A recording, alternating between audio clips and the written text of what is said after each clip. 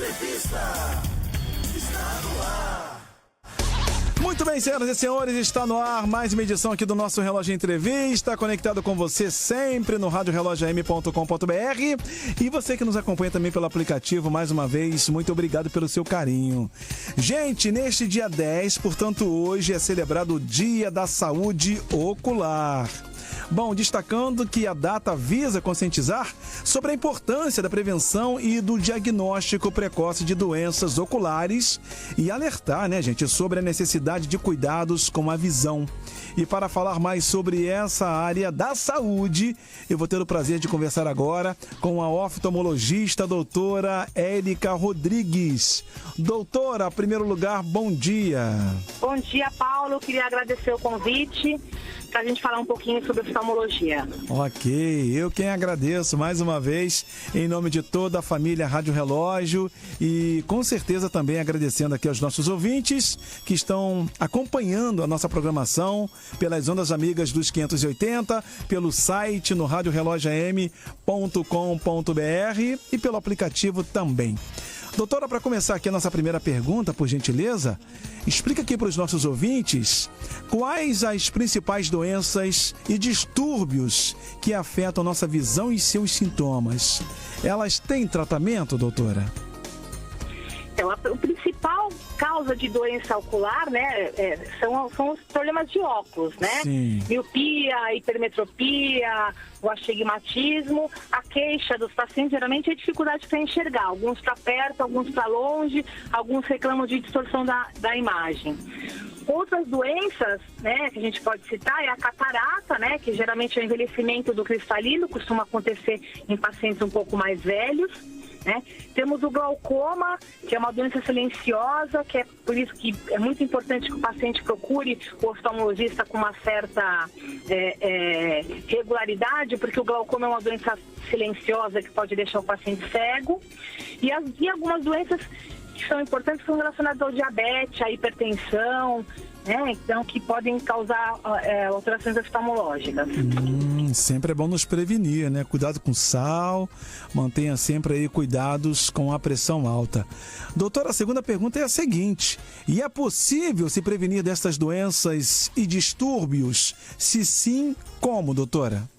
O glaucoma, você não tem como prevenir o glaucoma, mas você tem como fazer o diagnóstico precoce, e o diagnóstico precoce, ele vai te ajudar no tratamento, E aí você fazendo o tratamento correto, dificilmente esse glaucoma vai evoluir para uma cegueira, por exemplo, A miopia, você não tem como prevenir também, porque é uma doença que vai se instalar, mas você tem como fazer o acompanhamento das alterações que essa miopia pode dar no olho. Entendi. Então, por isso que é importante passar no oftalmologista com uma certa regularidade. Olha aí, vamos tirar todas as dúvidas com os nossos grandes profissionais.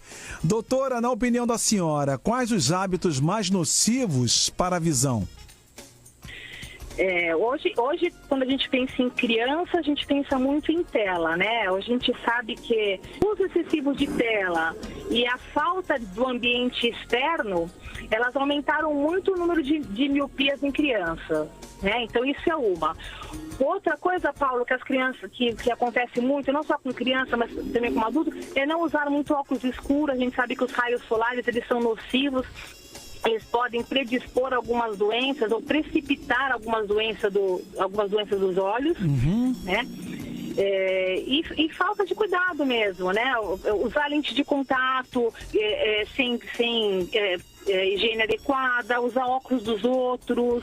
Essas são algumas coisas que algumas pessoas costumam fazer e que são nocivas para o olho. Tá aí a dica para você que está acompanhando aqui a nossa programação. Só destacando a você, que é um grande ouvinte nosso, todos vocês que acompanham sempre aqui a nossa programação, estamos falando sobre a saúde ocular, gente, nesta data tão especial, que é dia 10 de julho, hoje é celebrado o Dia da Saúde Ocular. Vale lembrar também que a data visa conscientizar sobre a importância da prevenção e do diagnóstico precoce de doenças oculares e alertar sobre a necessidade de cuidados com a visão. Está na linha conosco aí, né, a nossa querida doutora Érica Rodrigues.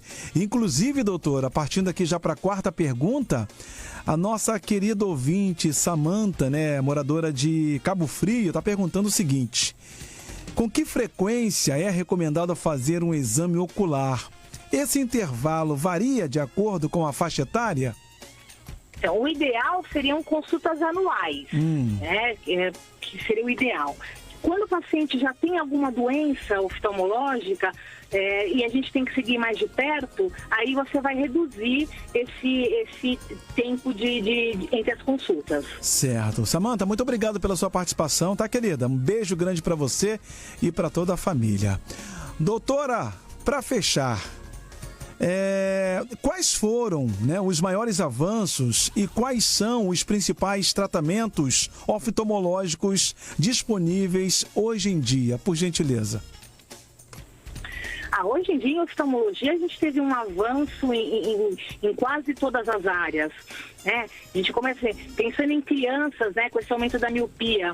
Hoje em dia, a gente tem tratamento tanto tópico, né, em forma de colírio, como lentes especiais que ajudam a diminuir o avanço da miopia em crianças.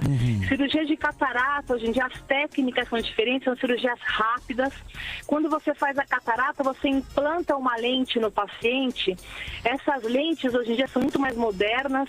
Então, a gente fala que são as lentes premium, e os pacientes acabam não precisando mais utilizar óculos depois de cirurgias.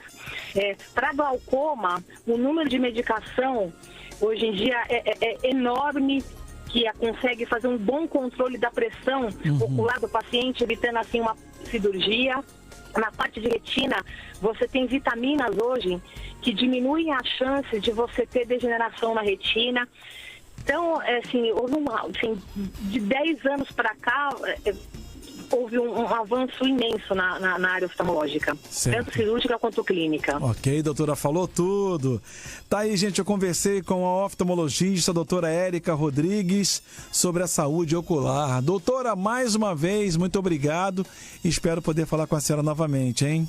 Obrigada, Paulo, para vocês também. Foi um prazer enorme, viu? Ok, brigadão. Lembrando aos nossos ouvintes, quem ficou interessada, quer ouvir de novo, ouvir só uma parte, essa entrevista ficará disponível a partir de amanhã em formato de podcast nas principais plataformas digitais. Bom, essa edição fechou a tampa.